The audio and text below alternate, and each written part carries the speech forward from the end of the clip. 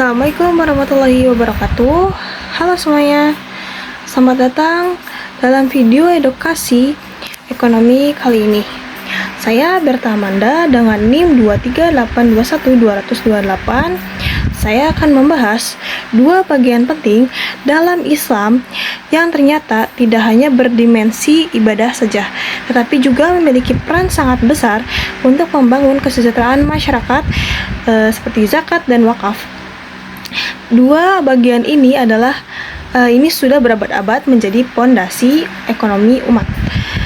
Dan ketika dipahami serta dikelola dengan baik, keduanya mampu menjadi motor pembangunan sosial yang luar biasa. Yang pertama, adanya makna dan filosofi dasar zakat. Untuk itu, zakat adalah kewajiban bagi setiap muslim yang telah memenuhi syarat harta. Kata zakat sendiri berarti tumbuh, bersih, dan berkah. Artinya, harta yang dikeluarkan zakatnya tidak akan berkurang, justru tumbuh secara keberkahan. Di dalam Al-Quran, zakat disebutkan berulang kali berdampingan dengan perintah sholat,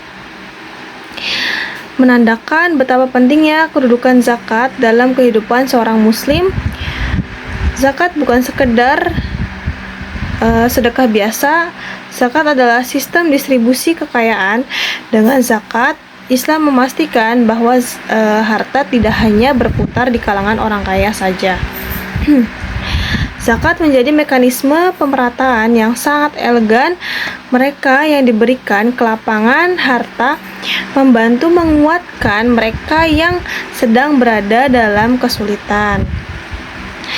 Melalui zakat pula, masyarakat luas dapat terbantu dan untuk keluar dari jerat kemiskinan, kebodohan, dan keterbatasan akses terhadap peluang ekonomi.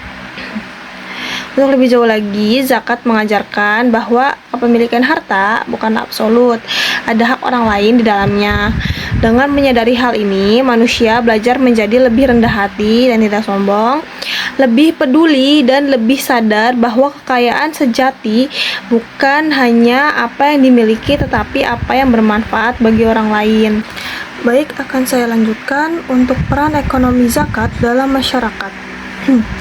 Zakat memiliki dampak ekonomi yang sangat signifikan ketika dikumpulkan dan disalurkan dengan cara yang profesional. Zakat dapat menjadi sumber dana pembangunan sosial.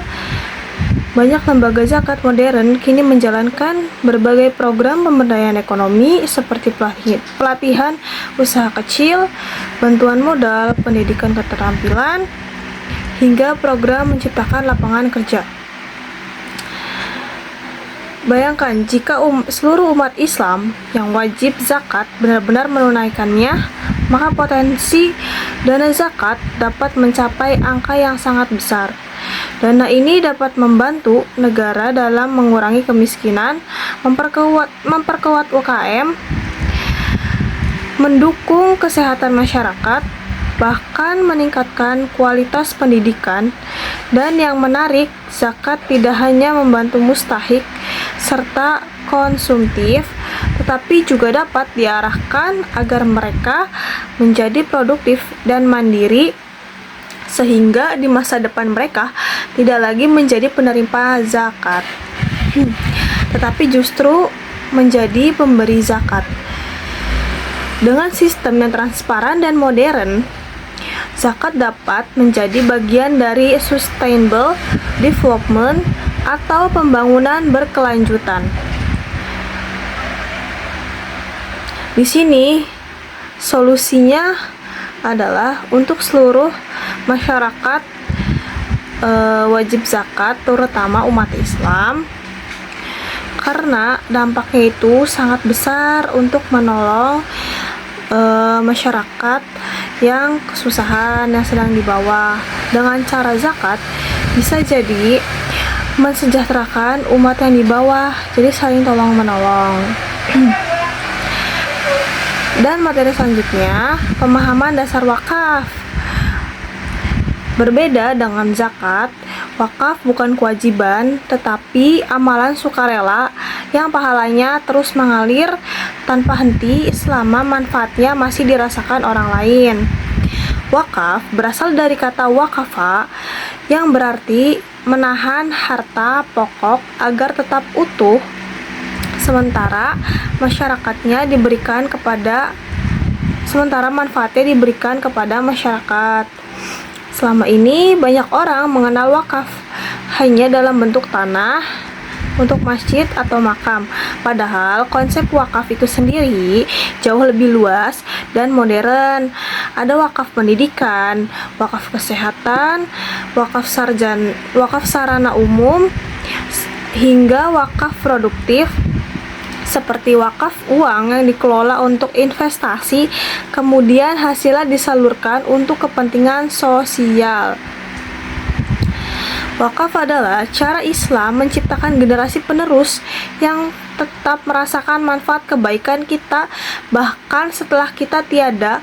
Dengan wakaf, seseorang dapat membangun sekolah, mendukung rumah sakit, menyediakan beasiswa, membiayai penelitian, dan berbagai bentuk kebaikan lainnya. Jadi untuk wakaf ini nggak harus membangun masjid saja, jadi bisa membangun sekolah untuk berkepanjangan, seperti orang yang putus sekolah, dia tidak punya biaya, jadi bisa